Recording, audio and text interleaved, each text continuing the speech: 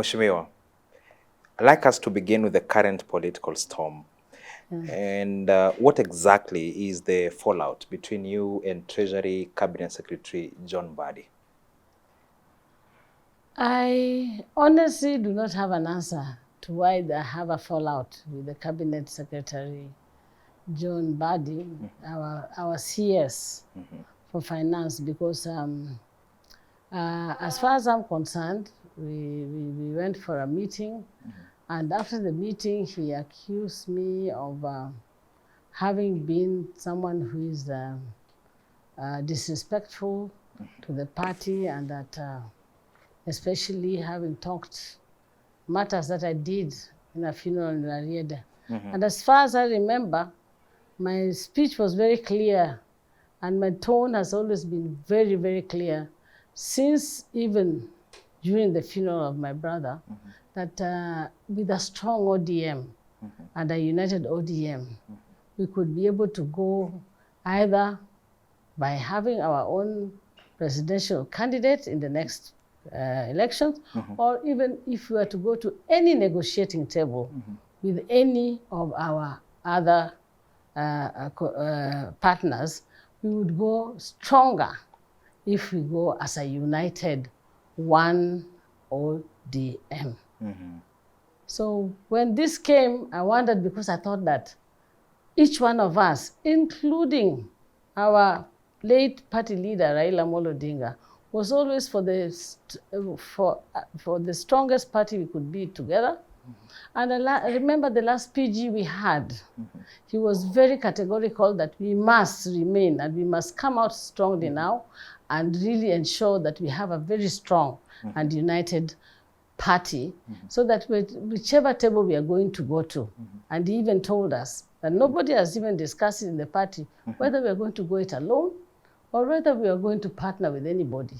Yeah, because whatever conditions we had was up to 2027, but then as a party we had not discussed. But what he was emphasizing, and I think that what the party was all about, was that we would go to the table as a strong, united, one ODM. So it's like the apostles, Apostle Paul, where when you come now to say that this is what we want, and then the same people that you're with, I feel like I'm crucified like the Apostle Paul, that I'm also preaching that we should be together, and even right now they're still talking about the same unity. So why my talking about this unity should be seen as a problem and as an issue of an Odinga coming out to try to bulldoze or to disrespect any member of the party. In his words, he said that, and he appeared to be referring to you, that just because someone is Raila's sister, they cannot order them around. And a few days later, he went on to pick at Winnie Odinga, who is your niece. And he said that she lacks the range and the capacity to question him. What do you carry from this? I would like to say that the attack that was on me, to me, was very unwarranted, because whatever I talked about was really something, and that was meant to bring the unity by bringing all forces. And I have a very strong reason, which I'll come to, why I believe that ODM has gotten to the stage we have due to actually trying to always ensure that we have dialoguing, we actually have participation of all members of ODM and everybody on board to ensure that the party continues. Because ODM is a very diverse party, and you must imagine that we have got a lot of different opinions and a lot of different people. So for me, I thought that we have not exhausted, neither have we even started exhausting all the channels that we could do to ensure that we bring everybody back on board. And the case of Winnie was also very unfortunate, because I believe that we are here to also enhance and ensure that the young people also have a voice in this party of ours. And for a person who has also been brought up and has said in his own words that Raila has mentored him, I would have thought that he would have taken his time to also mentor the daughter of Raila, who he left as a young girl who is also politically inclined, and not to castigate her opinion, which could have been an opinion of very many young people who we also need in the party. So for me, I believe, like you say, that much as I would want to say that the attack on the Odingas, and the attack on the Odinga is something I will talk about on the later on, but I also believe that attacking a young lady or a young person who has got her opinion on what she thinks or she knows is the right thing, or her opinion that this is the role of a treasury CS, should not mean that they're juvenile for telling them what she thinks a role of a CS should be. You've actually put it that you think that the issue he has with you is because you want a strong ODM. And with Winnie, during the burial of the parent of Richard Onyonka, she said that the Treasury Cabinet Secretary needs to focus on matters, economy, and matters how the country improves financially. Actually saying that he needs to talk less and work more. What do you make of his performance as the Treasury CS since his appointment? I would not be able to. I have the performance of the CS, as we are speaking, is an issue that I would say I would want to talk on a later issue on his. But his performance on coming into the involvement of the party issues, because where the attack has come from, for me, is more on the issues of the party. And on the party issues, I remember that we clearly did say that they left, and that is how the party leader, to go as experts to support the government as experts from the ODM party, and they relinquished their seats in the party. And that's how some of us, even myself, became a deputy organizing secretary when they were now relieved of their roles.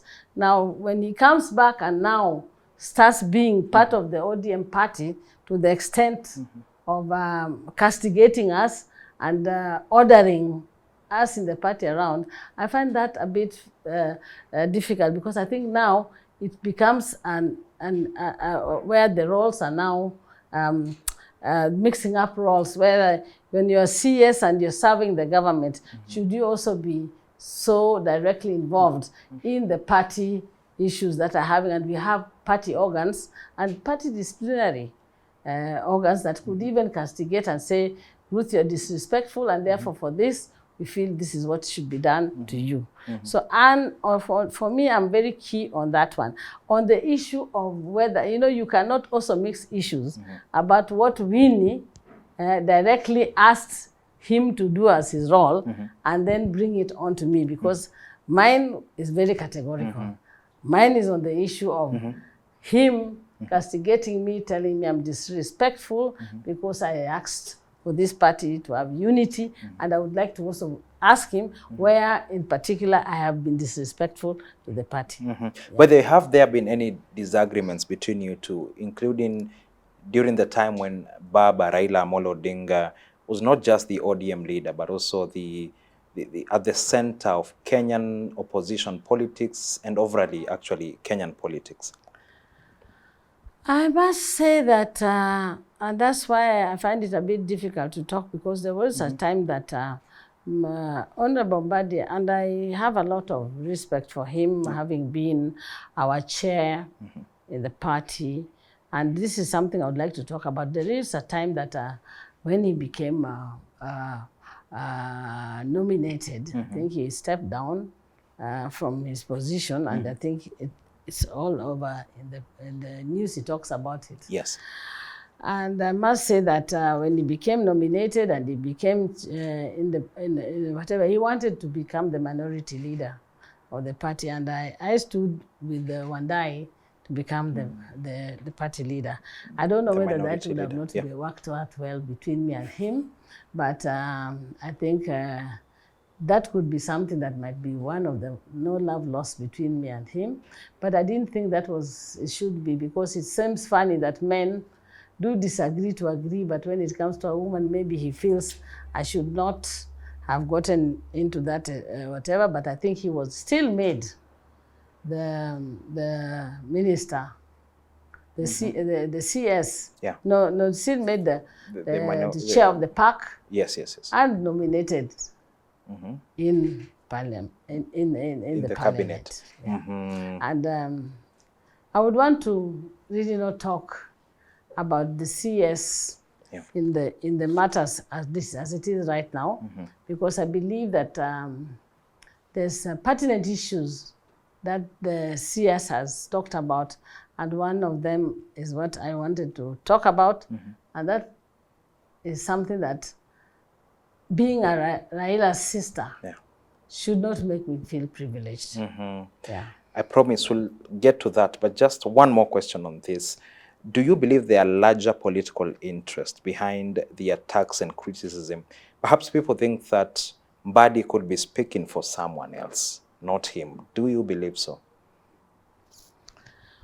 Of course, the vehemence and the attack, especially on people like us, might warrant me to also think that what could be behind such vehement attacks. But like I told you, I'm thinking that and believing that if we are in a party, we should be driving the same way. And in all honesty, if we are really for the ODM party, the best thing that can happen to ODM party is if we could have all the factions that are actually right now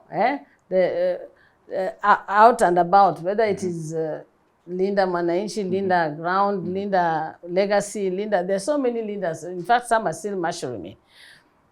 If we could come back to the table, iron out our issues, and have one strong ODM, back to our orange, ODM, orange, chungwa moja, maisha bora, how the party, our former party leader and our late party leader Raila Odinga left us, I think we would be able to go to any negotiating table together as one. So when somebody becomes a bit so vehement and about why you should not talk about a unity of the party, then you wonder whether they are actually being honest to themselves or are they not, there's something that they're not telling Kenyans.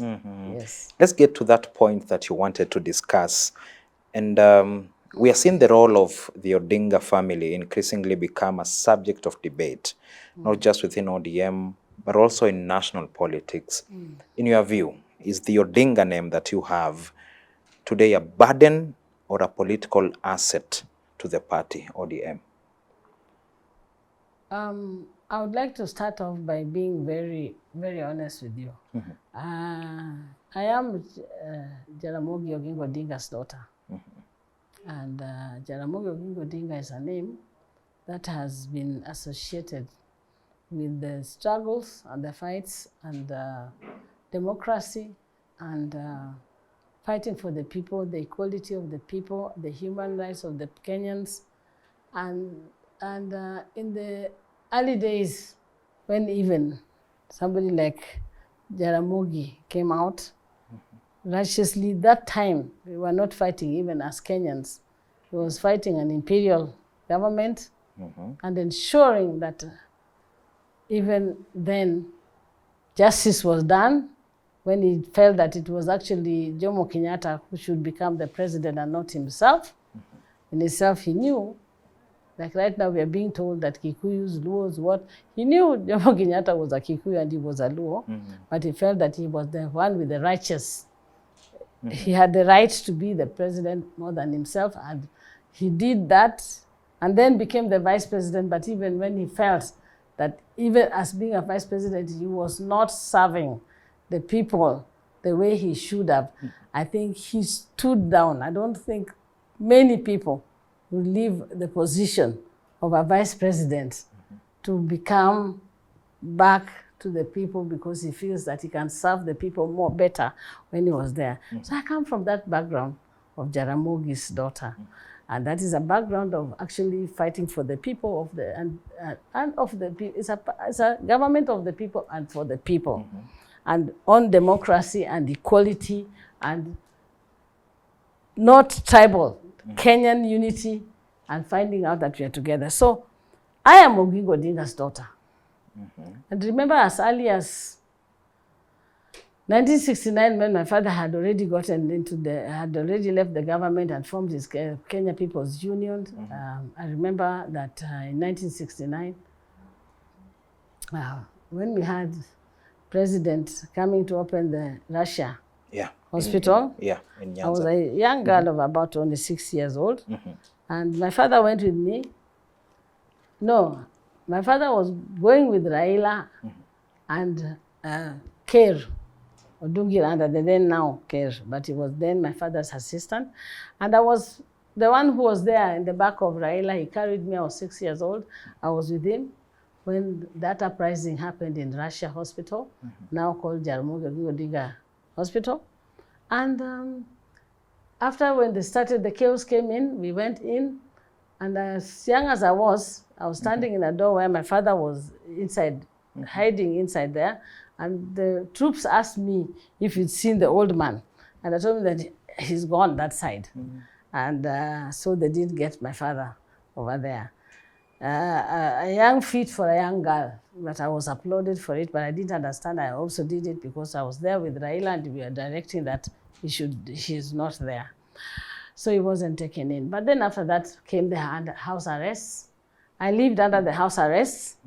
I was that young. I'm the one who used to be able to carry all the letters and messages from there, because remember that they were there under house arrest. To leave in the morning to go to school, you had to go into the sentry and you had to be stripped off your clothes and then wear them so that there's nothing you have carried out and inside. But I still managed, and I will not tell you exactly, but I managed to carry out missives to the outside world, the people my father wanted, and also carry back missives inside. So I learned not only to be, it was very traumatic for a young girl coming there, the policemen were there, but I still managed to come in. So I went through all that with my father.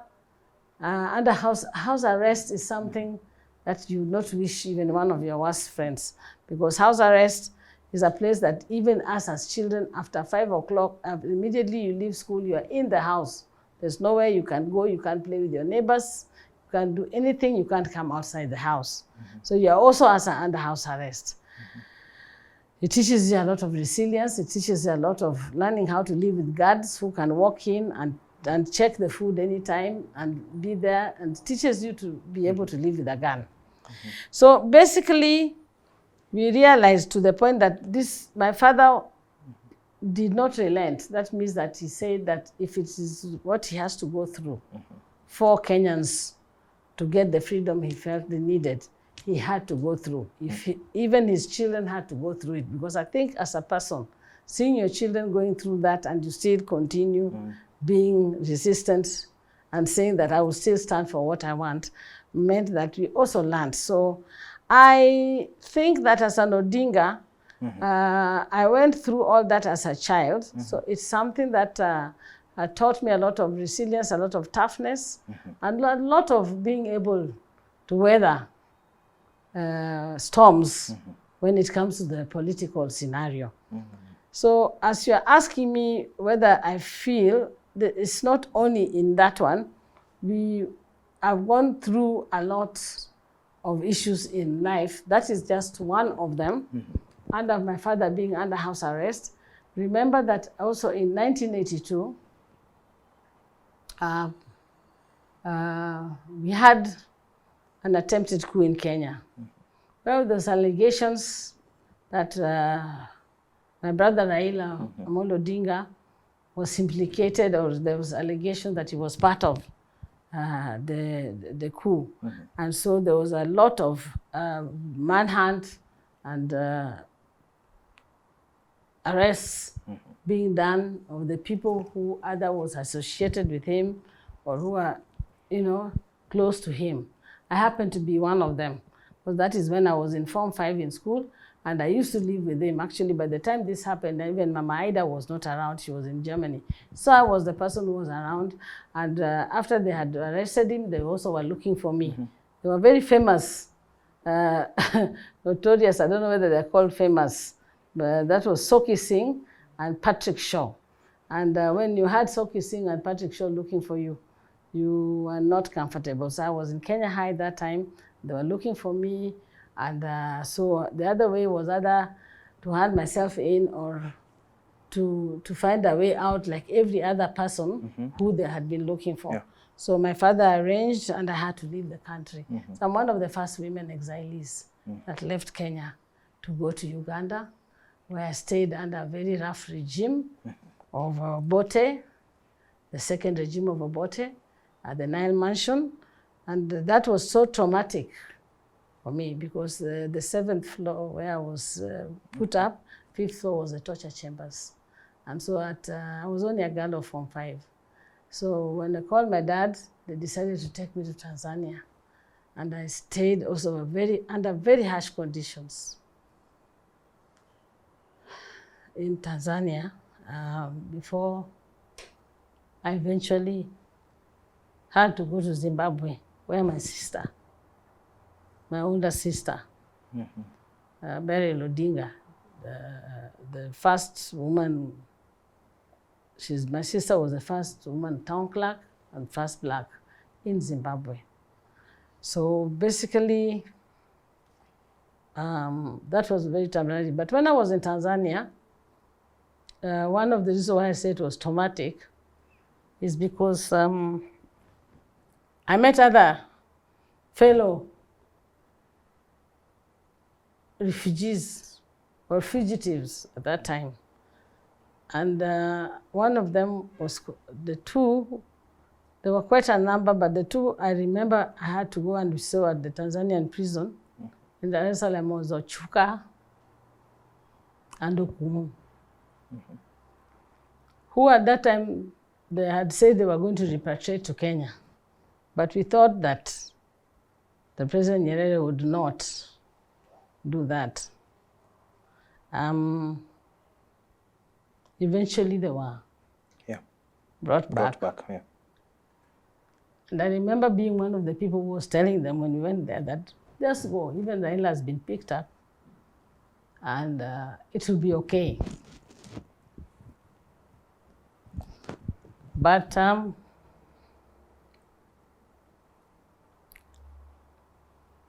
they didn't make it. They were hanged. That in itself is a position that can never allow me not to stand for democracy. Because even when they were going, they said, we are going, but you who remain behind, make sure that the change we are looking for is gotten in Kenya. So I was about 19 years old. So I then ended up in Zimbabwe, where I had to then now do my A-levels. I had come from Kenya, Form 5, went through all that. By the time I was getting into school in Zimbabwe, from 6, I'd been doing Ngugi wa Thiong'o in literature. I had to do Shakespeare in that 1 year. I'd been doing geography of Kenya and West Africa. I had to now get into doing geography of Southern Africa. I did history of Oyo, Kingdom of Oyo, and now I had to do the Boer, history of the Boers and all. But I did it in that 1 year. I also did what I could there. When I came back, they said that before that time there was not this Kenya Kenya qualification, national qualification authority. So they say that this being my GSC exams that are done, which were not Kenyan, either I repeat from 6 or but I couldn't go in, or I go in as a foreigner. So my father said, how would my daughter study as a foreigner? So I had to go and leave and go to study in Norway. It's interesting, I'll tell you that later. Yeah. But I want to say that it was not very easy, because we had to go through all this. And yet my schoolmates, you'll be surprised, why in Kenya here? Jokindungu is my desk mate, not even classmate. The Justice, Jokindungu from Kenya High, they were here. And that's why sometimes I laugh when somebody tells me, because by the time I went to Norway, now that is just a bit of a crack. When the time I went to Norway, there were literally no Kenyans. Most of the people who were there were just West Africans. So when somebody says, why did I get mine in West Africa? I wish I had the chance to live in my country and get the Kenyan handsome men that I see here. You'll really tell us about that if you'll allow us. Yeah. But it is against this backdrop that some people could say that ODM has been a personality-driven party and not a fully institutionalized one. And perhaps that's why we are seeing these factions. What do you think? How would it be a personality-driven party? Because long before we even got ODM is a very recent party that it's here. It's and ODM was formed. I really find sometimes very difficult for us to call ODM as a party, because ODM is a movement. And then we had parties. We did have, before we got there, you remember there was Ford Kenya, and then when we had Ford Kenya, and later on split Ford Kenya, where Raila now came out and we formed the NDP, the National Democratic Party. We actually, Raila was there, and I think he only had Omino, most of the and then later was joined by some other members, because at that time, most of the other members were Ford Kenya. They had already gotten in by Ford Kenya, even like my brother Buru and all. So meaning that splitting from Ford Kenya would mean that they would lose their parliamentary seats. But we went on and he went to vie. And I think that is one of the only ones I can say that Raila, we never got the certificate, because really that was when it was being formed. We did get a few MCA councillors then, for where we had, and he had people that supported, that were supporting him, like from Kisii, from Western Kenya, even people like Fulabuke and all that. But then he went into that in the NDP. And that's when now after that we had NDP, and then as we moved on until we got NAC, and then Orange Democratic Party. And I think the Orange, many people don't understand that Orange, if you do ask even the ones who are now talking right now, where it came from, Orange Democratic Movement came from what you call the Orange Movement. I don't know if you know about the Orange Movement of the East Europe. And it came because of the kind of suppression and oppression that was being seen in the Eastern Europe, and it came there. And so that brought in that name, but plus the democratic aspect of that movement. So when you talk about Orange Democratic Movement, it's a movement that wants the say of the people and of the people. And when you talk about it being a personality-driven party, because I, for example, I did not have to be in that party if I didn't believe in the fact that it's actually one that looks after, that is of the people and is made of the people. Why I say this so strongly, one of the biggest reasons why I say this, if you look at even how we went about the referendum, look at it. When we did the 2005 referendum, you realize that was the orange banana. It was called, the symbol was orange banana. And that was for us to get that constitution in 2005. I remember by that time, I was actually in the team that was led by Uhuru Kenyatta. It was Ruto, the now President William Ruto, Balala, myself, were in one team that was driving the orange team at that time. But we went, the whole teams that were formed went throughout the whole country. It was like a proper campaign to get the views of the Kenyans, ending up with that referendum that was there, that people must be able to say, this is what we think the constitution should be, this is what we want, this is what we, whatever. People were not just brought for anything, for them to say, this is what we want. So it was a people-driven process. Yes. Come the 2010, now the yes and the no. Remember how that was so vigorous. Actually, more vigorous than any campaign that we've gone through. Because apart from the 2007 campaigns, I never saw the 2010, the red and the green. We went to the people to tell them exactly what we want. And I remember I was in the team of Nyanza, led by my brother Oburu, who was leading the Nyanza team. And every other area, region had teams that were there.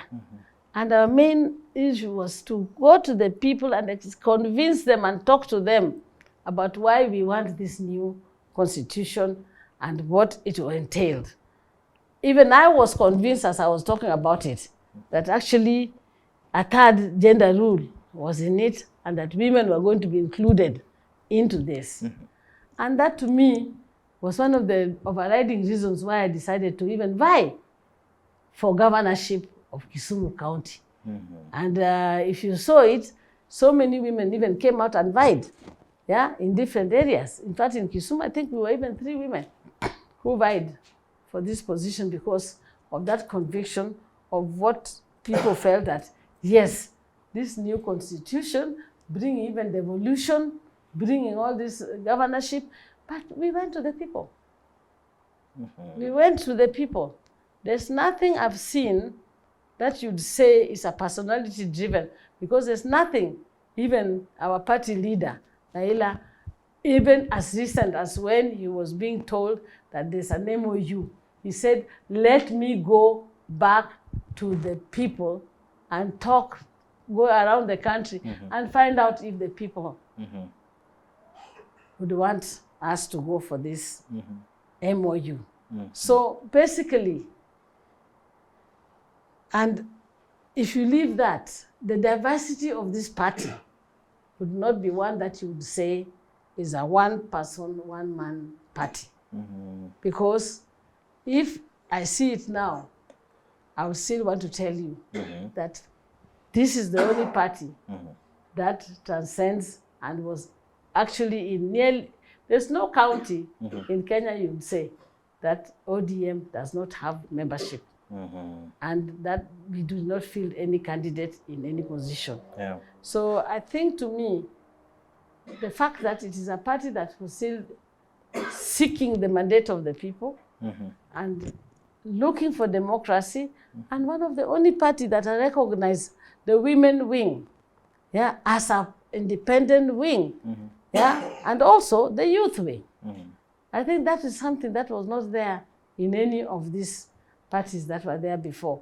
So I think that we have one of the best parties that was ever formed, and we should look after it. Yes. Speaking of this party that has been ever formed, do you think it should be fielding a presidential candidate next year? The election is only 15 months away.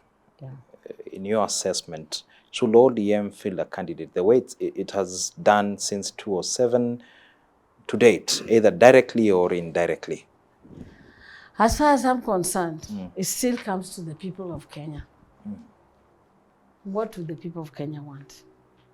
To me, I still believe, and if you would have given me the chance, I would have said that we would have had our own little referendum to ask the people that this is the first time you're not fielding a candidate.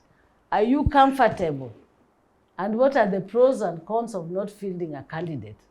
And do you think that if you are asked as people that you have a candidate, would you want a candidate? Who would you also want as a candidate? And if that candidate is there, would you want them, would you work hard enough to make sure that that candidate becomes a president?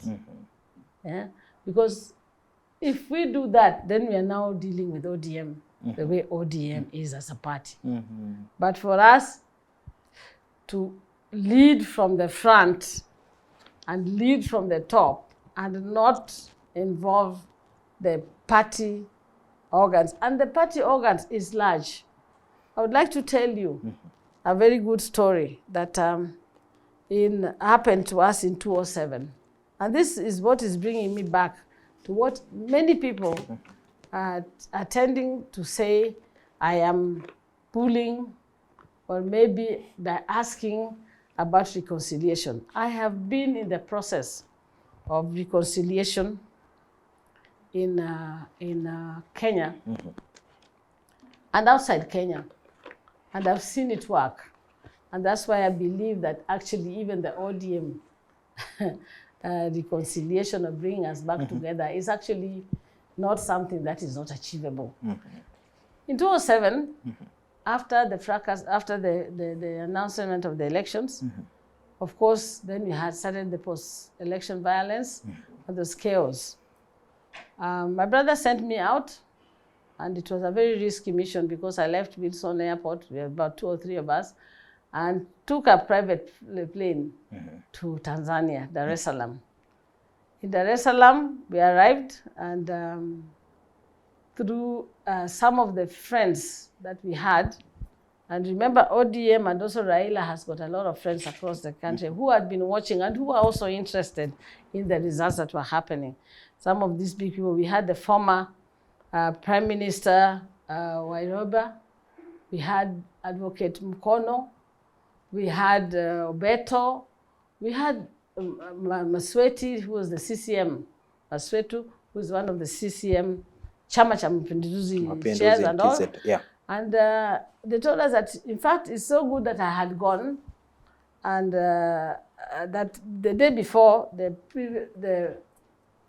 Uhuru Kenyatta had already come to tell them that actually it is Kibaki who won. So they said they would make an appointment for me to see the president. And I said, wow, that is good. We did get the appointment. But I called my brother and told him, I'm here in Tanzania, Dar es Salaam, and we have now a secured appointment with the president, but I cannot go and talk to the president myself. As you know, I was still a very young girl. What would I go and tell the president? And that's when they came up in their team and said that Nyong'o and Joe Nyaga, who had been in the University of Dar es Salaam with President Kikwete, should come. I have evidence. I think I even have a photo. We did have the meeting, and that's when they brought in Mkapa and the former President Mkapa, and they also brought in Gracia Machel to come together with him to Kenya for that talk that was happening. I happen also to have connections because, as you know, I have Ghanaian connection, and our party, the Buzia party, where you always make fun of me as Mrs. Buzia, is the NPP party. And the president that we had then was Kofo. And so through that connection, we did get President Kofo to also come and join in the talks. And you then know what these talks were. And that talks, we had everybody. Even President William Ruto was there. We had people like Karoli Omondi, and they know the role that we played in ensuring that we had the talks that brought in that dispensation. And that was even a more serious one than what we are talking about, the differences that we have in this party. And therefore, that for me, I was feeling that I have played that, I have played Severifa in that kind of role. I also have played a very big role when my brother was in DRC. We had a lock. There was no way President Shekedi could be able to rule because Kabila had marshaled all the smaller groups, parties, and therefore it was very difficult for him. Now, I had a friend, and I still have a friend, who was called Lukwebo, Bahati Lukwebo, and he had his party. And Lukwebo, I ensured that they met with Raila, and together we convinced him so he could become the Speaker of the Senate and then have his party together with Shekedi, so that then Shekedi would be able to have the numbers he needed to be able to rule in DRC. I believe that Right Honorable Raila Odinga, the late, also did this when it was with the Somali. I think he also did it with Cote d'Ivoire and a lot of countries to try and bring that reconciliation. I know we have got good friends. Even when we had all these issues, we have friends who have supported ODM and the processes of bringing reconciliation, even from Uganda. We have the people like, what do you call, we have friends like Captain Mukula, and we have the Otunu, Professor Otunu, who they have all, Olare Otunu, who have all been there and are still willing. The people I mentioned to you are willing to come and support the process of ensuring that ODM can still come together. Some things we might be able to sort out ourselves locally, but some might be above us. I myself, I might tell you, I vied as a governor, and it's in records that I was pronounced and I announced the winner of that elections as a governor. But I was prevailed upon. It was not a very easy situation for me. But sometimes the party becomes bigger than you. And when the party becomes bigger, I was asked to step down for somebody who I knew I had actually beaten in the elections. And I became the deputy governor of Kisumu County. It means that if we could all sit down and not think we are above the party and not look at ourselves as we are leaders, yeah, and think of the people, that because this party is about the people, and how does it happen? How many times has Raila Odinga relented, even though he knows he's the one who won the elections, because he thought Kenya was bigger than himself? And so we must also do the same and stop chest thumping in this our party and look at it that whatever decisions we're making, is it for the good of the people? And have we consulted the people? Because we are servants of these people. We are not the leaders. We are not, they are not, I'm seeing a lot of chest thumping and a lot of self-grandiousness in the party. And I feel so sad that in the end, it turns out that those of us who are trying to say that, hey, let's look back,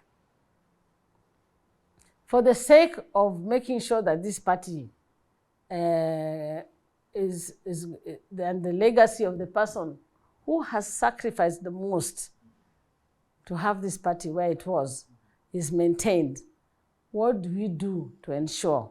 I am not saying who is right or wrong. I am saying that whether right or wrong, Raila Odinga and the members that have been in this party, we've been accommodated. This is a democracy. In a democracy, you must, even if we are minorities, even if I'm a minority in this party, but I must have my say, even if the majority must have their way. As you call for this closing of ranks between Linda Ground and Linda Mwananchi, some have called you a Linda Mwananchi sympathizer, and they have gone on to question your ability to be neutral in this case. Others have also said that you are sitting on the fence. What will you tell them? I've never heard about me being somebody who sits on the fence, because I don't know what this fence is. Yeah, when you say that you want people to come back together, and when you say that you would want dialogue to reign in any situation, what makes you a fence sitter?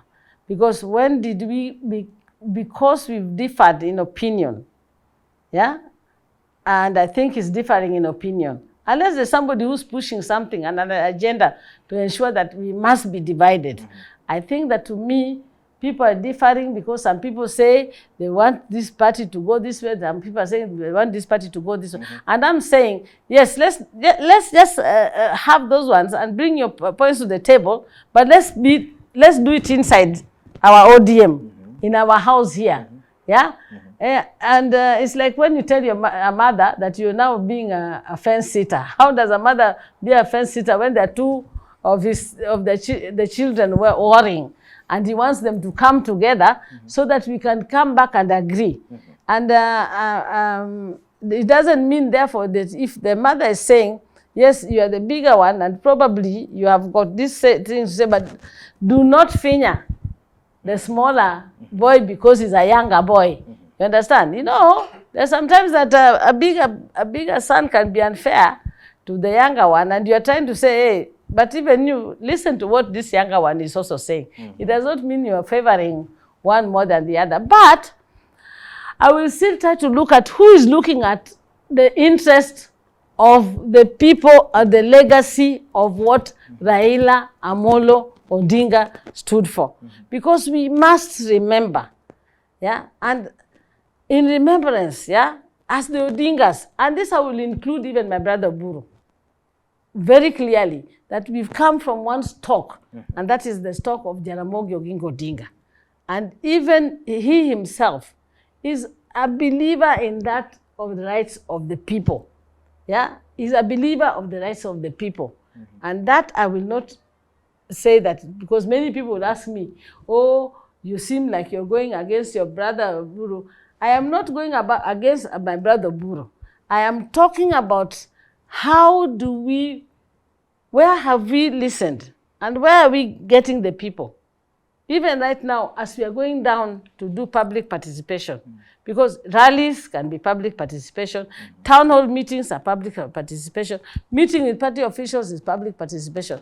But is that public participation really getting us the results we want of ensuring that all our members, and are we listening to what the ground is saying? What is the ground saying?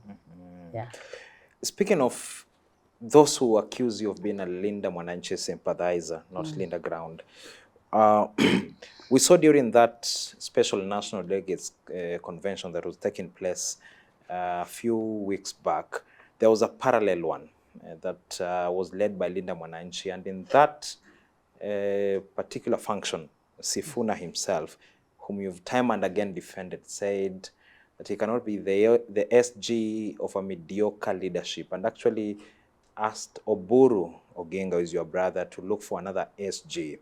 Do you agree with him that Oburu has been mediocre? I am not going to talk for Sifuna, and neither will I also talk, because we've also had the other side also talk, also on, it's like two warring factors, yeah, talking about whatever. And maybe also Sifuna, maybe he felt that the way he was told to step down was not procedural, was not correct, and maybe he was just reacting to that kind of situation.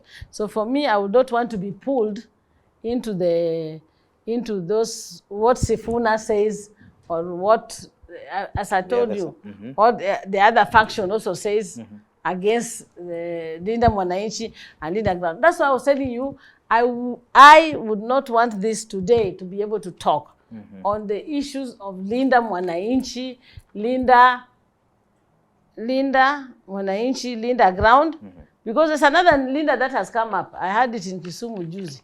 There's another new Linda legacy. Yeah, there's a new Linda legacy.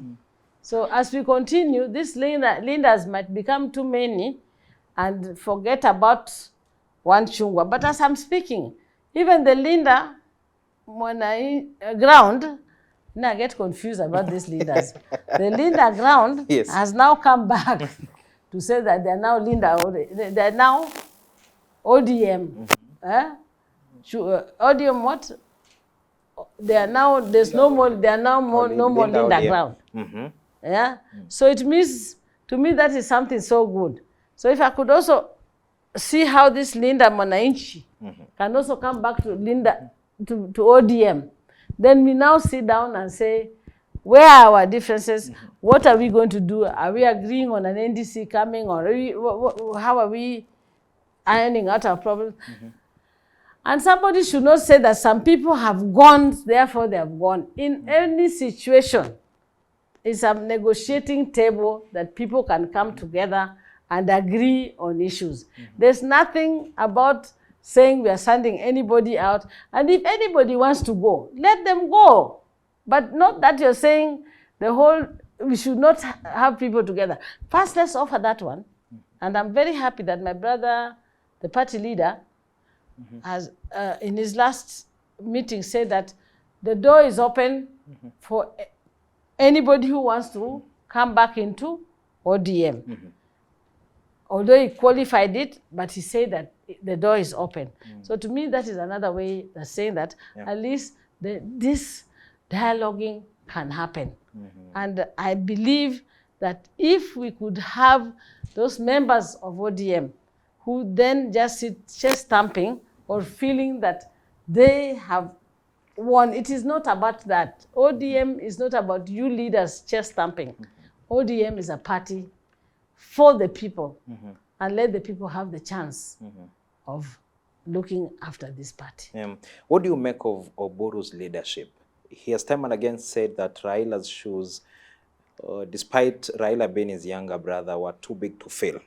But in his words, he said, ako na viatu yake pia. But what do you make of his leadership so far? I would like to say that Ruth Odinga, having just come in, first of all, I would like Kenyans, and I heard Karoli say something that was to me very fundamental, that much as you all look at us and think that we are made of stone, or actually we are not even Kenyans, remember that even some people are still affected by the death of Raila Odinga. Ruth Odinga was a very close brother, very close. They are, remember, they've got about only a year and something between them, and they've grown up together. And I'm sure you also have a brother that, you know, maybe, you know, and you've grown up and to the point that they were actually looking after themselves, especially when they lost a very powerful father too. So the death, especially the death that nobody expected of Raila, was a death that happened. And then he was brought in immediately, before even the body came to Kenya, to be told, now you must run this party. I think he's done exemplary well, given the circumstances that he was under. And then the pressures of the people who were around him, who said this he must do. And having been someone who has been in actually senior positions too. Oburu has been and has done very well. One of the best performing MPs we have has been Oburu. And he's been a senator. He's been in the Yala, and he's been assistant minister, even in treasury. He was a very good person. Oburu is one of the best civil servants I knew as an economist.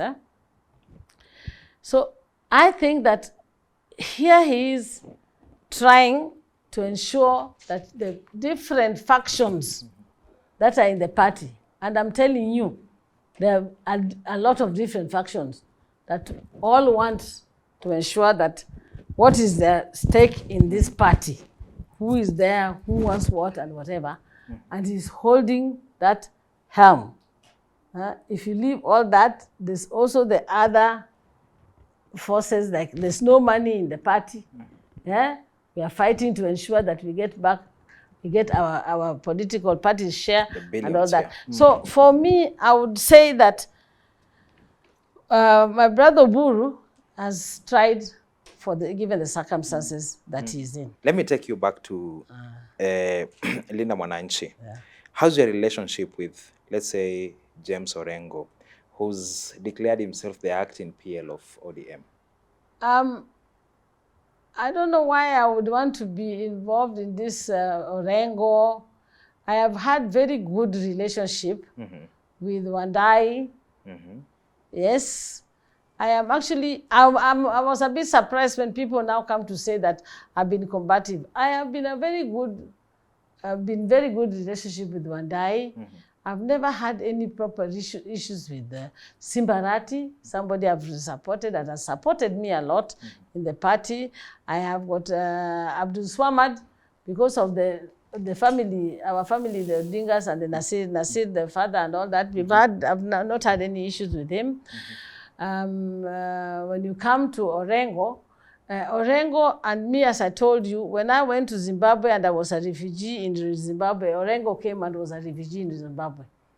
And we lived more or less in the same house as refugees.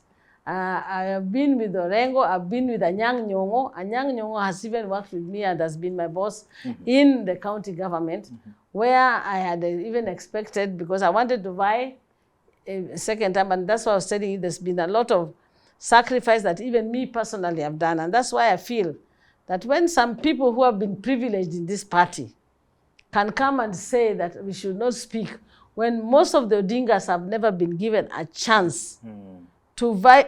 In fact, there's been very few of us Odingas that have ever gotten any government position. Remember that even as an Odinga, as recent as Kibaki's time, is when our names were removed. Even in immigration, I could not get a passport unless my father wrote a letter to the head of to the minister of immigration that time, to be able to remove our file in the immigration. It was a special file that was kept there under the red tape that could not be opened by anybody apart from there. So even our travel was restricted.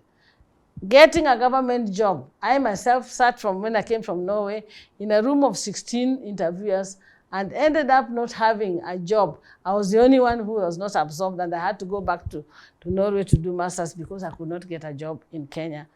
Many of the Odingas have not been in any employment. And even now, I remember there's even a sister of mine who says she wants to vie, and already she's being hit because why should an Odinga want a position?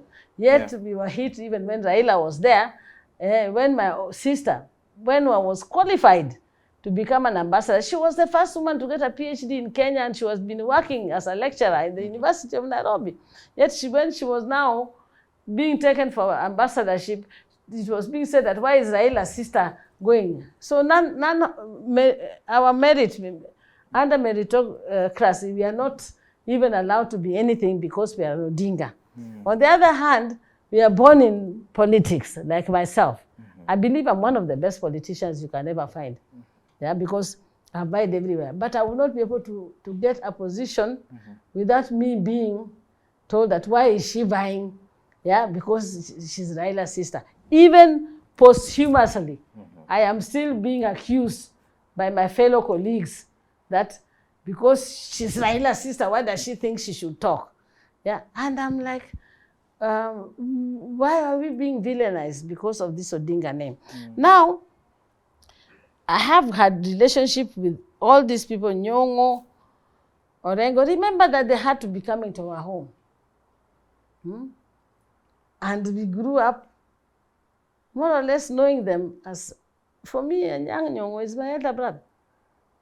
He's been in our home. Orengo, by the time that he was there, very close to my dad, so, and Raila was there. Now, Raila was the one who was opposing some of the things my dad was saying, and Orengo was there, like the one who was now the favorite son of Raila. And so it's a political growing up that we know each other. So you cannot now come and tell me, when you've come into politics yesterday, that I should not talk to Orengo. Why would I not talk to Orengo? Orengo has been in this fight and this league for all his life. If you disagree, and it is allowed for you to disagree or agree to disagree with Orengo, like he can agree to disagree with you, but you cannot wish him out of this politics. Because, and you cannot wish me not to talk to Orengo because you disagree with him. I also sometimes disagree with Orengo, but does not stop me having that relationship with Orengo, because that is what you call mature politics. Mature politics does not mean that if I disagree, you say Ruth is lecturing people. I think I even have a degree of a right to lecture sometimes because I have got the experience. And this experience is self-made. Yeah, because as people even say, there are times that I was disagreeing with my brother. Kenyans know me very well for saying I was against kushika mkono. I have been somebody who has been saying, let everybody go on a fair field. And one of the things I did is I vied for governorship on my own. And that was a period that even my own family said that we were more than 4 of us. There was myself, there was Jakoyo, there was Buru, there was Raila. And then they said that you are too many. Yeah? And so we feel, Ruth, you should not vie. And I said, but the new constitution is saying that even women should vie. So why don't you ask Raila or Oburu or somebody to leave? Why should it be me? Me, I'm going because I'm the only woman amongst these people. And I vied for governor of Kisumu. And from there, I also have vied. From there, you can imagine the political sacrifice I made, because the next time I wanted to vie, I was vying against Nyong'o, who was a very good colleague of my brother. Yeah. So I was compelled, appealed to by my brother not to vie against Nyong'o, but to support him. And I did full-heartedly. So when somebody says that Ruth does not even listen to the brother, and I listened to him and left being a governor to become a deputy. Again, listened to him not to vie as a governor again, so that I could become the first governor woman. And I thought I was going to be made a deputy by him. He didn't. He gave me a director, an advisor and a director in his office. Imagine coming from 600,000 to 100,000 because you're Raila Odinga's sister. Yeah? What kind of sacrifice can somebody make more than that? And you're still being called that you're somebody who feels privileged. When there are people who have gotten, and they're saying it themselves, they have gotten from chair to assistant ministers to whatever, and this government. Some of us, even what you have fought for, you're not being given because you're somebody's sister. I mean, to be honest, I'm a founder member of this guy, of the ODM. And as a founder member, I am still merely, I thought that even after the other people went to become CSS, somebody like me, I wanted to become in Central Committee and become even, and support my brothers in the Central Committee. You understand? But I'm still just a mere deputy, organizing secretary. I cried, but I took it because I cannot leave the party. And neither have I ever left the party. Anytime these things have been done. Many of them threaten. Always when they're not given what they want, they tell nitawacha. Mimi naenda kwa party ingine. I'm going independent. Some of us have remained loyal and have stayed in this party for as long as we know. So basically, if it is a sacrifice, I think this family, we've really sacrificed a lot to ensure that people go. Because, you know, every time Raila would want to do anything, they say, because that's the sister. I vied and won. Why are you not allowing me? And I've never gotten. Even this last election that we had, I now felt that, hey, Nyong'o has another term. So do I go to political oblivion? Or should I vie? The people of Kisumu love me. They said, Madam, even if your brother is going to be there, because I was doing his campaign, but why don't you campaign with you also having something? Chukua hata hii kiti inaitwa women rep. Because they all wanted me to actually go for governor, but we could not go because of the opposition. So they asked me to go for kiti ya women rep. And I did go for the kiti ya women rep. When there came the time that they said that they were going to give people direct tickets, and especially the women who vied, we all went to the house in Nairobi, there's a hotel in Nairobi. When I realized why they invited us and said that the polls have said, the ODM polls have said that you, Ruth, you already have over 80%. You're doing very well in Kisumu, so we want to, there's no need to go for nominations. We will give you a free ticket. I said no.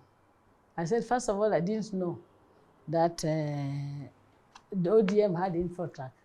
I didn't know that ODM was a poll, whatever. I thought that ODM was a party. Yeah. So where they did this info track to make sure that they were that I was having 80%. For me, and I think I was the only one, and that one I can say, the people who were put into that was me and Atandi. Yeah. For me, I went and I refused. I walked out and I went and I vied. And I won in the nominations, but I had 6 women vying with me. And then another 4 when I think we went for the main elections. I don't know whether there were 4 or 3. But I still got over 324,000 votes. Overwhelmingly winning more than even the governor, because the governor had only another extra 1 person and he still got 370 or something. So it means that in overall, the person who got the highest votes kura in Kisumu County was still myself, because I am in touch with the people. I work for the people of Kisumu. Even right now, I am working very hard for the people of Kisumu, because I know I'm going to go, and if given a fair field, we shall get to Kisumu politics, actually, and your track record as the woman rep shortly, but allow me to take you back. You've said that you have a very good relationship with Orengo, very good relationship with Nyongo, and a very good relationship even with Wandai. Someone will say that's why you opted to back Wandai for the minority leadership in 2022 of Mbadi.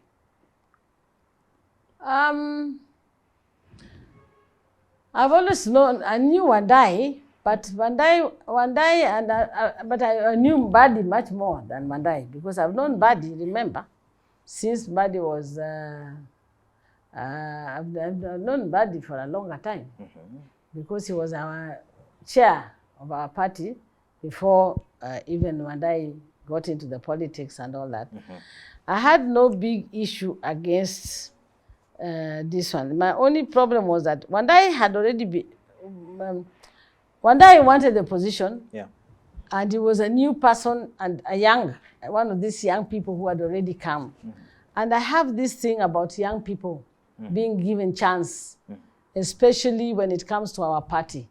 That is one of the biggest passions I have, because I believe in continuity. I believe in also bringing people up.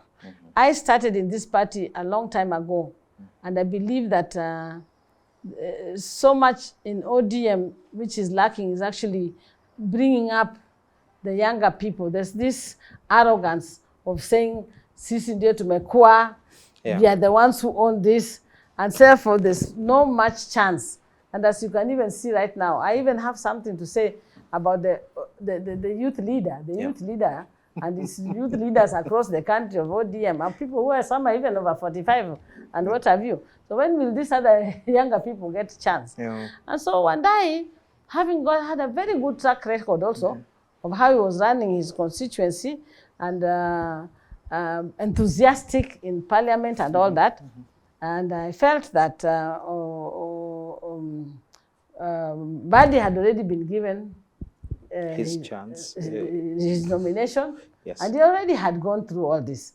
But Mbadi had already even been a minority leader already for ODM, an assistant minister and all that. So mine was just to say that, so that we can encourage the other younger people, I will stand up for him, so that it's not automatic, that it is just, Mbadi has come back, he's already got a nomination, and he should then be given that. So I didn't do it out of any selfish reason, or because I personally had preferred Wandai, but I preferred to give chance, just like how I also vehemently really supported Millie Odhiambo as a woman to become the whip. And actually I was for her to become the minority leader. In whatever, because that is the vacancy that came. Be it as it was, she then had to become the whip, and she's I think one of our very strong women whips, and a good example for all the younger women who now want to become whips. So basically, if even you come to Kisumu, you'll find that that is one of the reasons why the youth like me, you know, I'm a little bit of a Gen Z because I enjoy bringing them up. Yeah. Is that why some will say you have a soft spot for the likes of Edwin Sifuna and Babu Owino? Babu Owino is actually my son. I saw him grow up in Kisumu. Remember, I come from Kisumu, and I have a lot of affinity with the people, the local people. One of the reasons why I am very popular within Kisumu is that I am one of the few people who was born in Kisumu, left, went abroad, studied abroad, did everything, but when I came back, I never stayed in Nairobi. I went back to Kisumu. So I am a real typical Kisumu person. So when I was living there, I knew even Babu's mom. Babu's mom is one of the ladies who I know very well. I know Babu, I know Babu's history. Babu is a born Kisumu person. Yeah, you see those boys you see running up and down in Kisumu, Babu has been brought up by as them. So you're not talking about someone who is what, but if he can even do it in Kisumu and come and do it in Nairobi, then you know that he has got his own potential that should be looked into. Maybe sometimes I always tell him, kijana, enda tu pole pole kidogo, usikimbie sana, but Babu is my son. And Sifuna, all the young people, should be given a chance to be able to air out their views. They might not speak the language as correctly as how the seniors would want, but that is how their language is. We should also now see how we also adapt to it, or maybe we go into AI and start learning how they are talking, because you see, you must understand that language. So sometimes it can be Babu, it can be Winnie, it can be any of these young people, but we cannot also ignore them in life. Having said that, I believe, and I'm very strongly saying this, that the voice of the people must be heard. And some of us are here to ensure that the voice of the people are heard. And we listen to the ground. And I will not be shy away from always defending the rights of the people, regardless of being intimidated. And I don't think I will allow myself to be intimidated. It might be isolating. It might be a lonely path.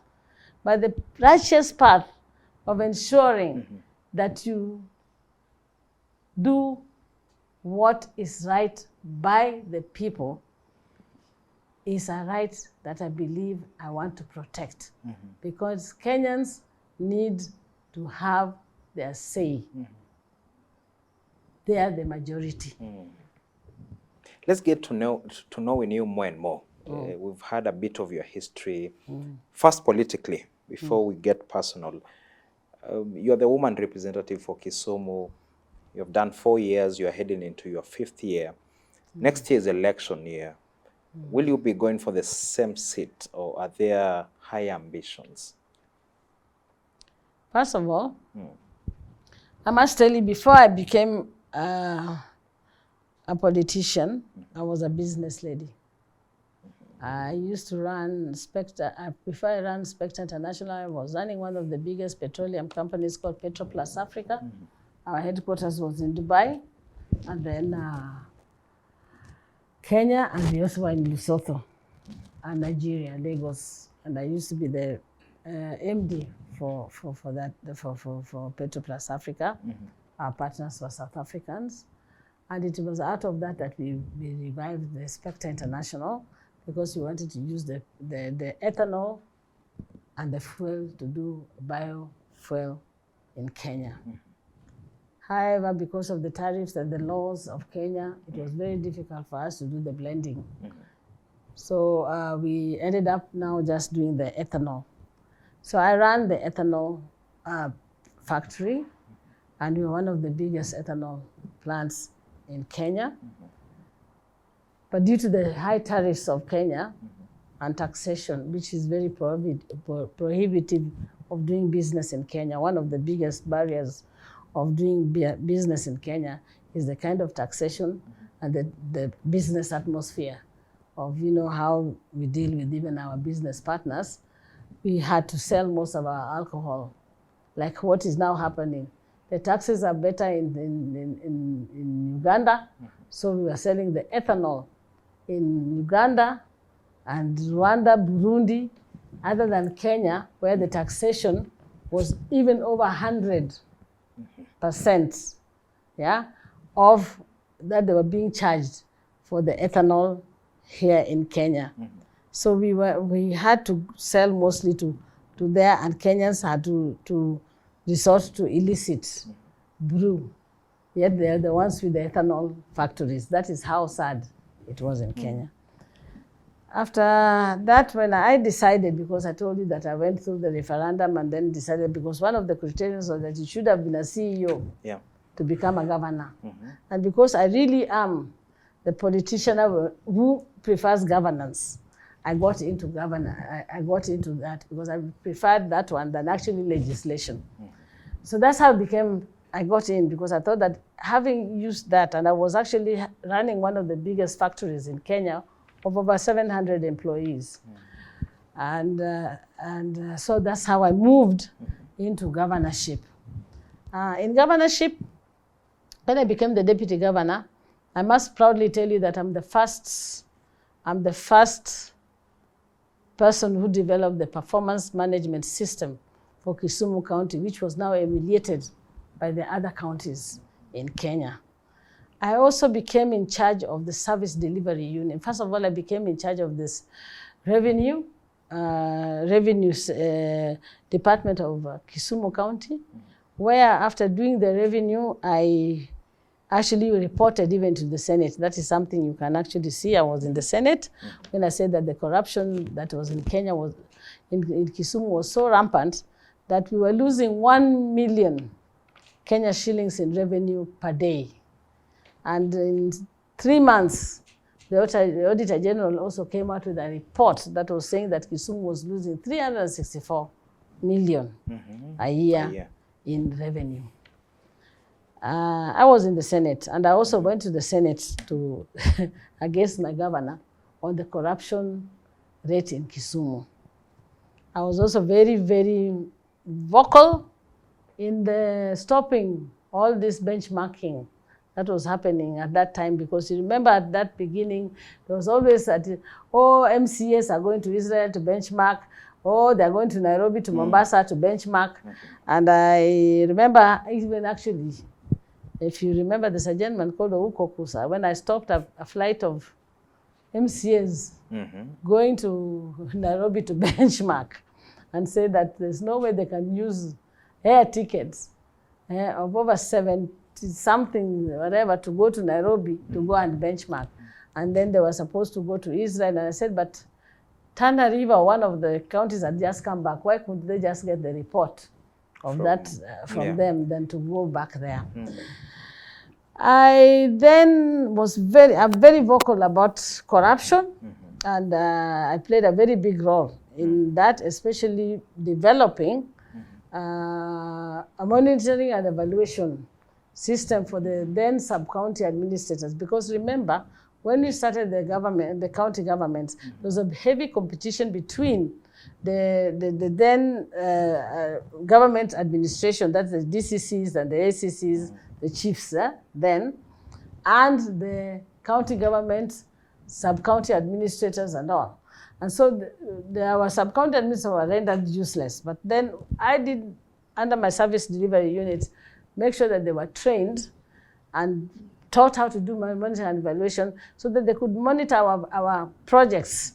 And we developed the PMC, which is the project management committees comprising of the community and different, the religious, the community and the chiefs, so that they could monitor the projects that were being done. And then is when they brought it to us at the unit, and we could give it to the finance for the contractors to be paid. I wish that if I got to become a governor, I would revive that kind of system, because that system worked. Not the system that we now have, where contractors are even committing suicide because they're not being paid and no work is being done on the ground. So I worked a lot to ensure at that time. I was also the founder and the chair of the Kenya Network of Women Governors. We didn't have governors. We had 9 women deputy governors. We realized that there was a lot of issues amongst us. That one of the issues was that there was MCAs that had been brought in who are women who did not understand anything about the role they were supposed to play. We also had the public service board, which had the women who are not trained, or even the executives. So through the Kenya Network of Women Governors, we partnered with UN Women, UN Habitat, and formed a consortium. I remember our patron was Margaret Kamar, the now Senator Margaret Kamar, and she supported us and to bring in the consultants who we would then train. We would take, for example, go to Eldoret, take the women of Uasin Gishu, Lamu, and maybe Turkana, and bring them together and have them be trained on etiquette, on how to develop bills and generate bills, and then how to enact them and all that. So this is an initiative that I actually spearheaded also within the country with our 9 women governors. And I think it really went a long way, because I remember that Kisumu became one of the first counties to have the Disability Act enacted with one of our disabled women in Kisumu County, Caroline Agwanda. So I also remember being very instrumental in that one to start the Disaster Management Act. That was done between us, and I think Kisumu was the second one after that, but we did that also. So it helped us to support the women, and we looked for it. And remember that then in that Kisumu, we had a deputy a speaker woman, a deputy speaker woman, a deputy whip woman, 3 women out of the 7 in the public service board, and 4 out of the 6 in the CECs. And I think I played a very instrumental part, especially when they removed the government, the county government removed the speaker, and ensured that a woman became a speaker instead of a man. And a very, very dramatic case where we had to even break the door to ensure that this lady got in. So I have been very, I've won awards of gender awards for my county. So that was then when I was a deputy governor of Kisumu. I really did do a lot as I want, because the manifesto that we are actually using, even the governor, was my manifesto. I'm the one who had the manifesto. I'm the one who had been in the, as a MD, had brought in the idea that Kisumu being the hub for East Africa, and being that we had an ICDL, internal container depot, we could decongest Mombasa by bringing in goods to the ICDL, and then having them shipped, especially across the lake, through Bukoba and all. And when we did not have enough molasses for my factory, I'm the first person to use the MV Uhuru and one other barge to bring in molasses from Bukoba to Kisumu to be used at the molasses factory. So I knew it was doable, that we could be able to use the lake as to decongest even our borders. You know, we have a lot of issues at the borders, but I was also thinking that if we used the rail and the old gauge, even if we did not still use the Narok, the new SGR, and the old gauge was revived because it already had the towns, Molo, Londiani, and then it came all the way to the ICDL. Then it would also stop us from the non-tariff barriers, where we have so many police roadblocks, so many tariffs that people pay on this road, and then congest this business of having border. Busia border, you can stay for 10 days or 12 days. That is not active for Biashara. So I also wanted the ring road. I have got a manifesto, a full manifesto that I did not have time to actually implement. Some of it has been done by the governor now, Nyong'o, but I still believe that if given the chance to become the governor, I could still do this, because I am born, bred Kisumu. I understand the politics of Kisumu, and I actually understand the economy because I have got both hands in business in Kisumu, having been an MD of the biggest companies both in Kisumu and also having been the deputy governor and now the women rep, who is also actively doing a lot, especially for the women and the youth of Kisumu. Yeah. The latest that I've done, even in my own docket, is that I do a lot. In the blue economy, I've done something on sex for fish. You know, Kisumu, we had a lot of issues with women having to sell themselves to be able to get the feed, the catch. This I knew when I was even the deputy governor, and it was one of the saddest things that I've ever seen. But when I became when I was even the deputy governor, I tried to see how I could support the women so that they could be able to have their own ways of earning this income. Being the women rep, I came up with an idea. I have bought the women boats. In fact, even in 2 weeks, I'm giving another 7 boats out. And under the Sex for Fish, I have empowered the women to be able to even have their own boats, which they can even hire out, or they can run in them. There's 2 groups that are running them. Buy them even the nets. You know, the nets are even an issue. So they can even hire out those nets and whatever. But they now have some control of even what is going on in the lake as part of their income. I have taken a lot of the girls back to technical and polytechnic colleges. And I can proudly tell you that I have women right now, young girls, who gave birth and are back to school. I take them to the polytechnics, pay school fees, make sure that there's a creche the children can be, and they go and do mostly technical subjects. I have teams that have come out who are carpenters. I have builders, and I can now proudly tell you that within the Lumumba and Lumumba and Anderson affordable housing in Kisumu, I've employed more than 100 of the students that I've brought from the TVETs, who are paid for fully and completed their courses and are now working and got them the employment in whatever. In fact, in another 2 weeks also, we are graduating them also and bringing even the ones that are already working in these projects. I am also doing what you call grade tests.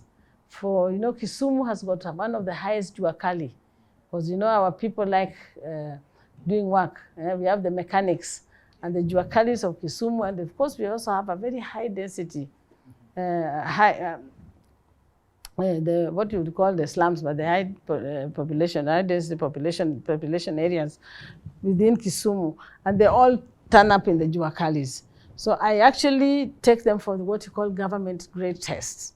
And from the government grade tests, they are now able to work in all these affordable housing and all the new, where they could also can develop themselves. I even have those who have done the grade test to the point that they're now doing diplomas, yeah, in whatever. But we also do for them, I do for them public participation and buy them machines that they need. I buy for them either the lathe machines or the whatever. I even have young ladies who now have tools. They come from Kisumu, work in Bondo with their tools. They're mechanics on the road. We buy them the uniforms so that we are transforming their lives in what I can do with either my ngaff money, but I also walk into the ministries. I walk into the ministry, ICT department has just offered me about over 100 computers, which I'm taking to the technical colleges to ensure that now we can do all that. So I have done, on the food security, I have got an agronomist. I think I'm one of the only ones who have employed an agronomist to support, because our people don't do farming. I'm also started a SACCO, yeah, and my SACCO is actually doing very well, which is mostly for the women groups that we have formed, because we must train you. We do financial literacy in our region. financial literacy is not one of our best whatevers, but we are doing financial literacy for each and every group that we give empowerment money and ensure that they can now even save in the cooperative that was started for us in the region. So I'm doing my best to ensure that I could, because this was for me, the Women Reps office is a stepping stone. It was something I came into, but I also felt that it was not being run correctly by those who are holding it. And so I wanted what I was to do in Kisumu to become an example for whoever else wants to come to that position. I believe it's an affirmative position, which is very good, but yeah, I'm ready to go on to the next place. Just lastly on Kisumu politics, as we wind up, perhaps you could even make it clear that you want to be the next governor, but you've been a heartbeat away from the top brass or the top seat in Kisumu. Do you therefore then believe now, having vied before, having been the number 2, and having all these ambitions and all these manifestos, you have what it takes, and finally that Kisumu seat itself is ripe to have a female governor? I've never done the politics. Of course, it's nice to say I believe in myself, but I've never done the politics of saying that I am the one who is right.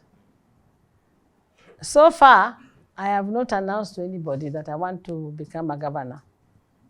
But I'm seeing even the newspaper putting my name up as a contender. And I'm seeing the people of Kisumu wanting me to vie for that position. So I think it is more something that I would put the ball to you, that you maybe want to ask the people of Kisumu if Ruth Odinga would be one of the people they would want to consider, or they would make me a governor in Kisumu. Will you want to lead them? Huh? Will you want to lead the people? I'm already leading them. I'm already a leader, and I will not tell you that it's any mean fit to, because I'm in a county position. The women rep is actually a county position. And as I've told you the things I'm already doing, I lead them. In fact, there are some people, remember that Kisumu has also got a very big rural area. There are some people that even if you go to the rural area, will still tell you that they still think I am governor. And if you go to Kisumu, I'm still called governor. Yeah, even now, I am actually Her Excellency. Yeah. Let's finish up with your personal history and early life. You've actually mentioned quite a bit of it in our interview. But I'd like to take you back to 1991, after Raila's release from detention. Yeah. He reportedly chose to first reconnect with his family in Norway, where you were living. What do you remember about that moment? You've talked about it when we were laying him to rest, but what do you remember? Personally, I've been very close with my brother politically. And we've gone through a lot of very hard times in the politics. Even I think for him, because I used to come around, and myself, my sister, Wenwa, and when he was around, and all of us, we used to go to see him. They say, when he was in detention, Mama Ida, and I think it's one of the most painful parts when you go to see him in detention, and then he'll go away and he's being taken back and you're leaving, and very emotional and all that. But I have followed his path a lot in politics. And so even when they took him into detention, and then we had to leave the country, and we'd come back like when he was now released, and now for the third time he had to be taken back again. And so he said he wanted to come to Norway. And he came to Norway. The funny part is that when he came, they wanted to know if I was really the sister. And they put him in a room, and then they put for him like A blindfold or something? No. It was dressed like a, what do you call them, Muslim. Oh yes, the hijab. The hijab and all that. Yeah, but they forgot to teach him how to walk different. They said, wait, the Odinga's walk. So, and I think Raila's walk was very distinct. So immediately he walked, I said, that's the one who's my brother. So they identified, I said, yes, that is him. Yeah. And he came to be with me. And of course, there was a refugee place where they were supposed to take him.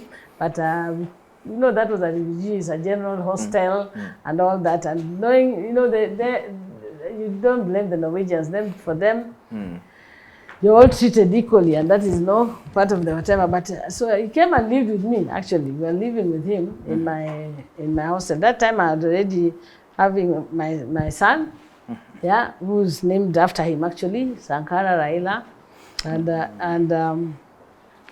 I was still in college, so he would babysit for me when I go to college and stay with my son. And so they actually became very close.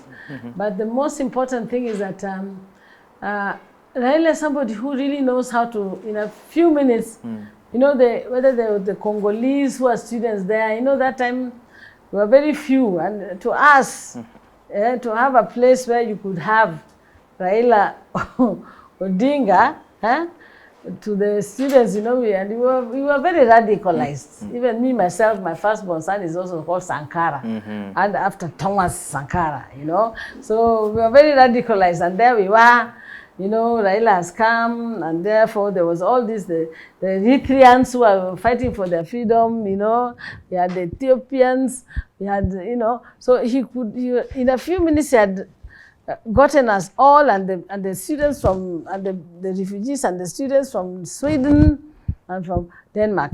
But then, so at that particular time, my now husband was working with the Norwegian Human Rights Institute, and we went with him there so that at least he could say his story and what he has been through, and which they were very happy about.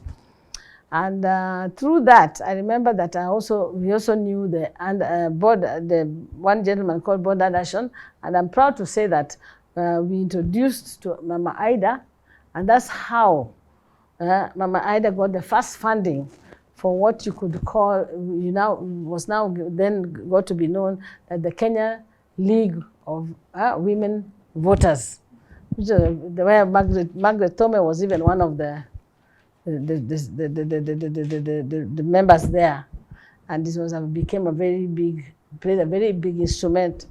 It was very instrumental in molding a lot of women leaders that you can now see here, and that came out of that Norwegian visit of his.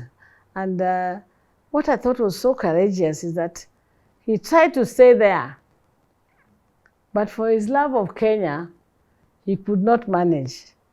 Because I remember that is the time that after that, you know, Kidakoigi Wamwere, Kariuki Wangondu all came, and people were settling down there. And he said that if it meant him coming back and being arrested, he would not mind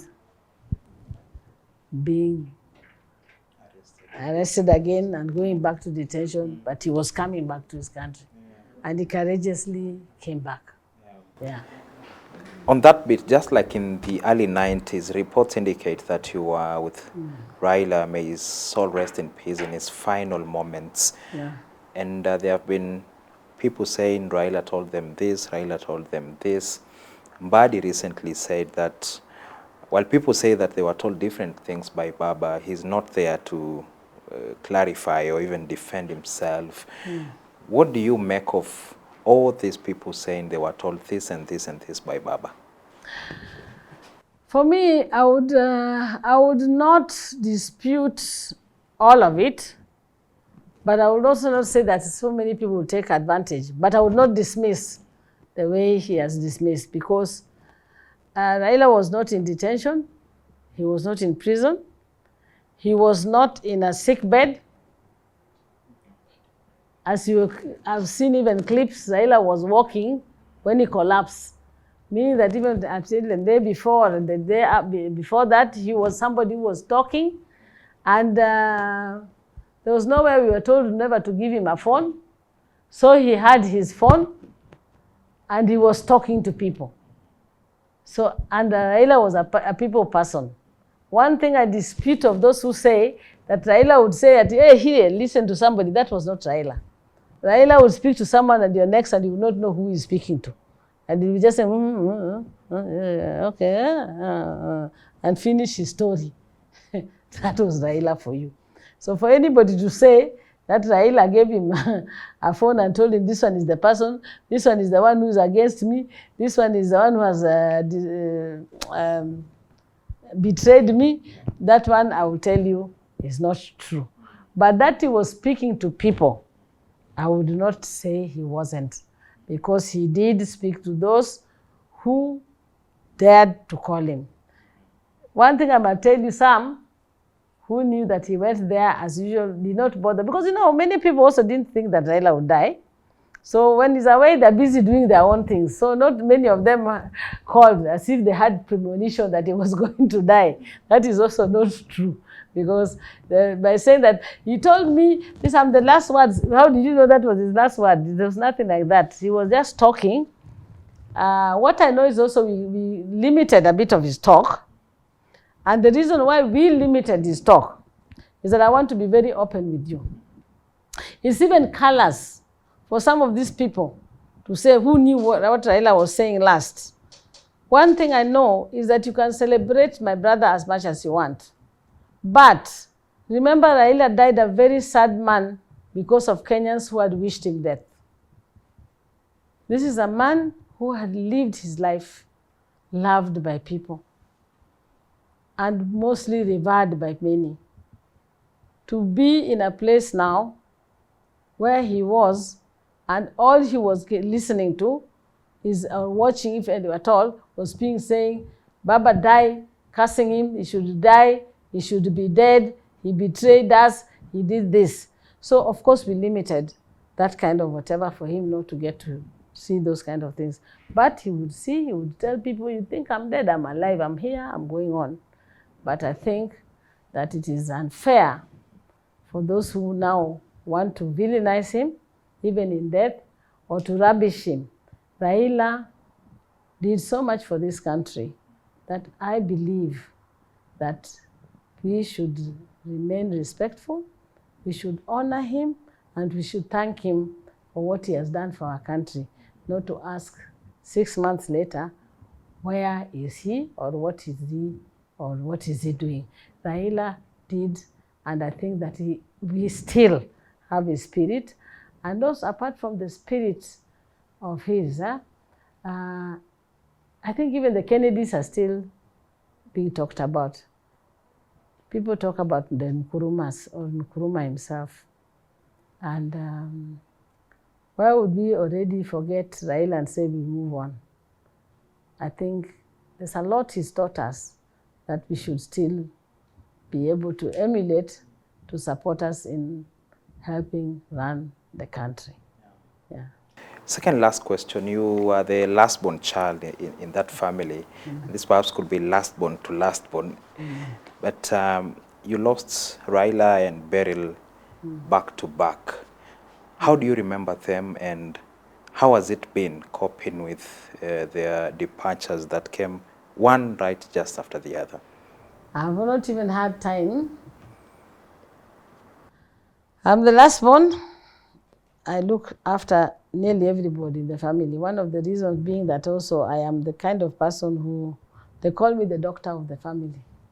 I love treating people. In fact, if you have any ailments, just come to me. I'm a doctor.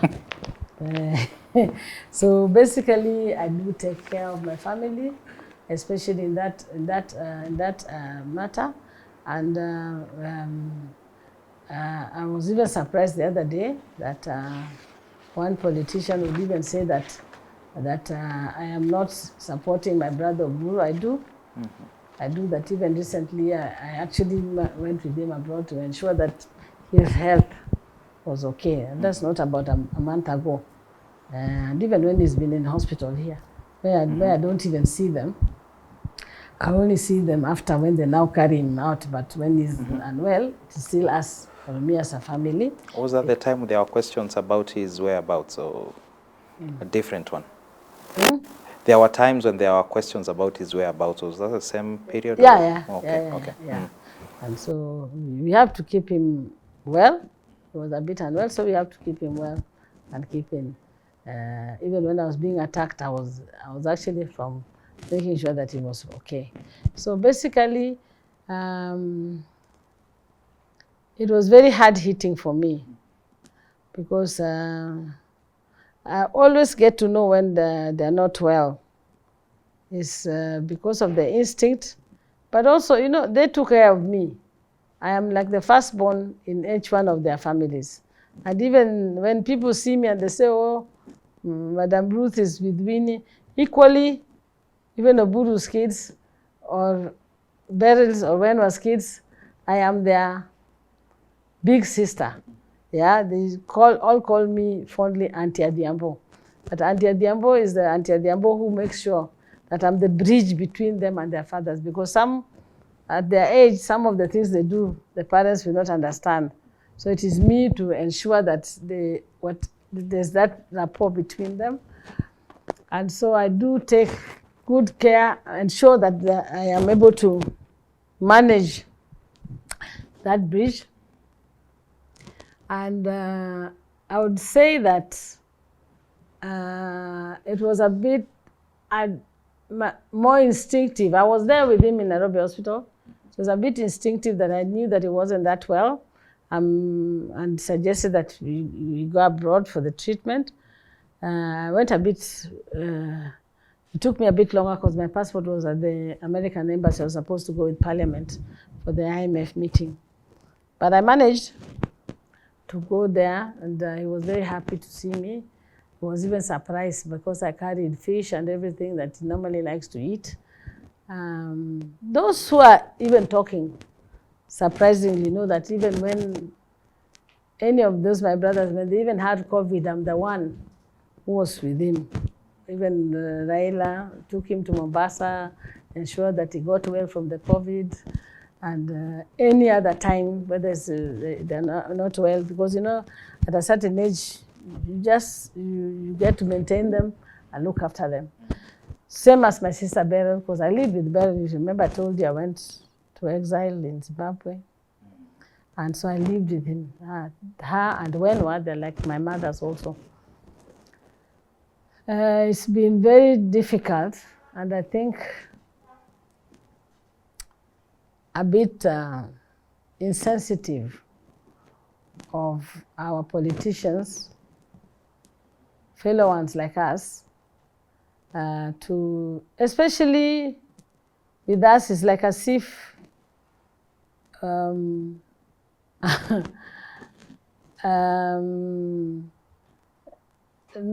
we are equal. It's like Raila's death, I shouldn't think that my brother died.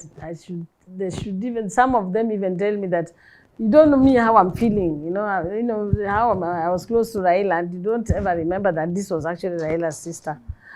And cruelly telling us that we the Odingas should now go to hell, you know, and forgetting that we are also human beings is not something I've found that is very easy.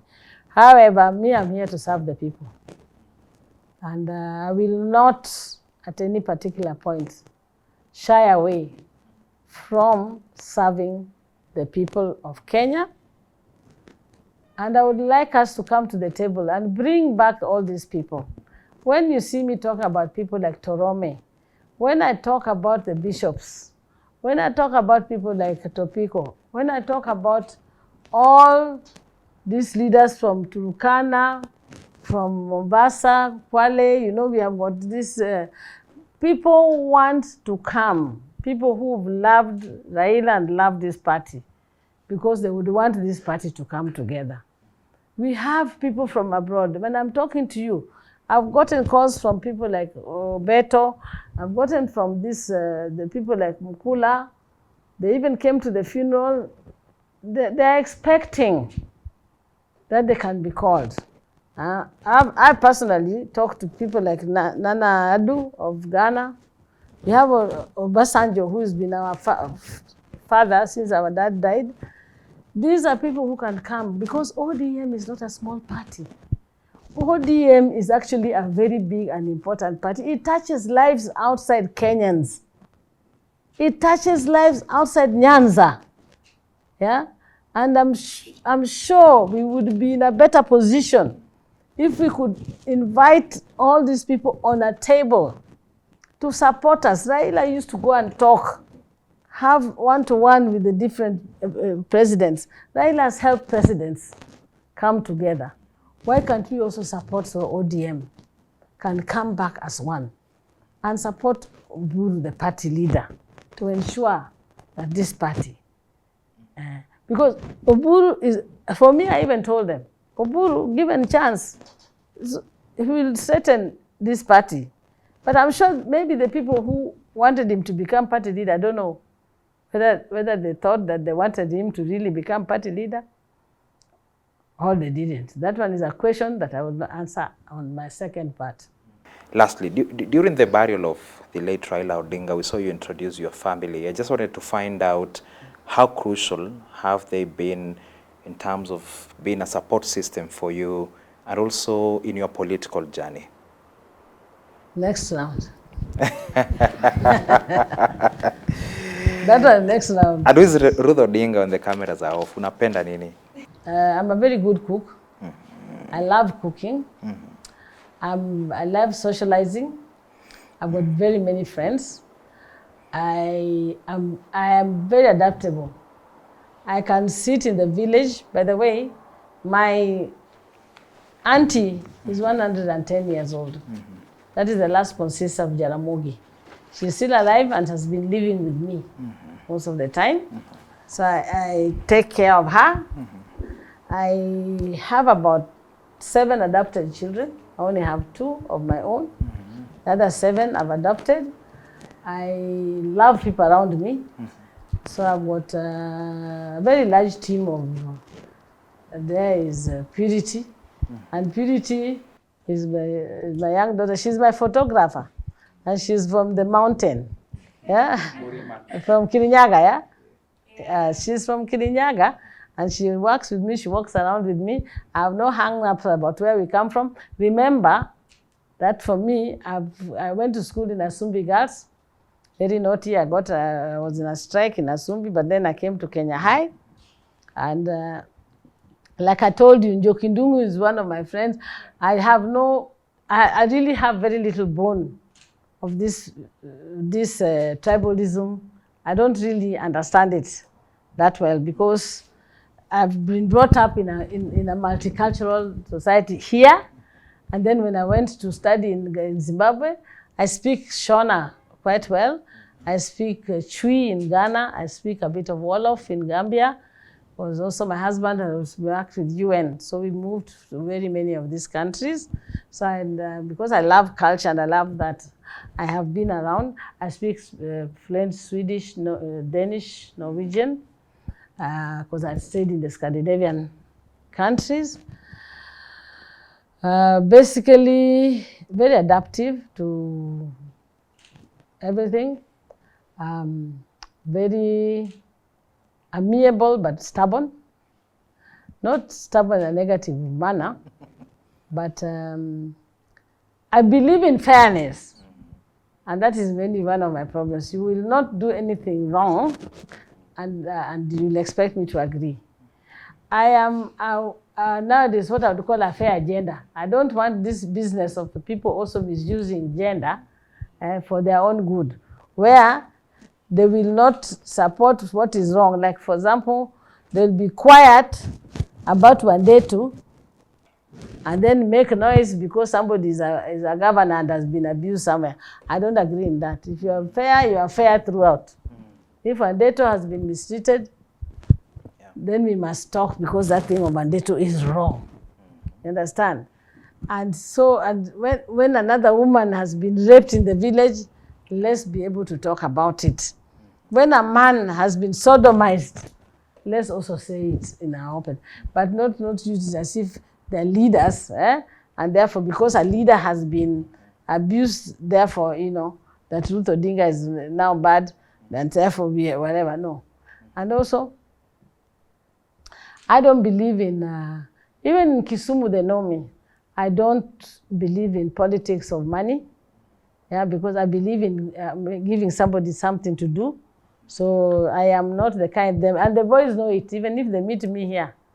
The only other person they know is meaner than me, and that one is Nyongo. Nyongo works, at least me, they know I'm kind, I will give you something, whatever. But I'm not the kind of person that you will come finding that I'm dishing out money for them to be clapping for me. I also don't get in those kind of things, because I don't believe in that. Me, I don't believe in goonism. I really hate this buying our youth. I prefer empowering them. And so they know it. They know that, yeah. So I am my father's daughter. And he used to also say it. I look very much like my father. I have some traits of mine in Oburu. I've taken some of Oburu's traits, a lot of Raila's traits, but I am actually my father.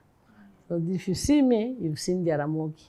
Yeah, I'm a very much Jaramogi person who can walk with Akala. You know Akala? Yes. Odinga shoes, you can find me. I'm a good, avid farmer. I love farming. And restaurants. I used to live in Nakuru. I used to have one of the very good restaurants in my slum I call Majengo in Nakuru. I used to make for the Matatu people something called dubu in the morning. So that is, I'm just telling you, that's generally Ruth. Yeah. All right. Thank you so much. That has been Ruth Odinga. Some may refer to her as the woman representative for Kisumu County. You could also refer to her as the sister to the late Raila Odinga and the daughter to the late Jaramogi Oginga Odinga, speaking to us candidly in a tell-all interview from matters the current political tension to the future of ODM, to her plans for Kisumu, and eventually to her early life, as well as her personal, or rather her political life. My name is David Muthoka. Keep it here at NTV as we bring you these candid conversations on the road to 2027.